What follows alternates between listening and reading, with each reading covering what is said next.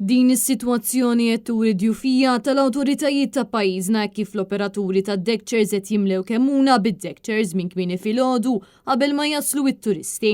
Dan ġie rrappurtat f'artiklu f'Di Malta Independent b'referenza għal dak li qal il-Moviment Graffiti ftit tal-ġimgħat ilu wara li operatur tad-deckchairs irrifjuta li jwieġeb għaliex il-bajja kienet mimlija deckchairs minn kmieni filgħodu saħansitra qabel ma jibdew jaslu t-turisti. Wara li dan l-operatur ġie mistoqsija għal darba darbtejn u qal li m'għandu l-ebda kumment jagħti u spiċċa ħarab minn quddiem il-ġurnalist. Dan huwa l-oppost ta' dak li qal il-Ministru Clayton Bartolo f'April li għadda meta sqari li dan is-sajf se jkun hemm 35% biss ta' deckchairs li kien ikun hemm fis-snin preċedenti. Madankollu wasal is-sajf u l-bajja ta' Kemmuna qed tkun fgata bid-deckchairs minn kmieni filgħodu bis-sitwazzjoni tibqa' l-istess. Barra minn hekk ix-xahar li għadda fi stqarrija l-Moviment Graffiti sostna li din is-sitwazzjoni hija ferm disgustanti.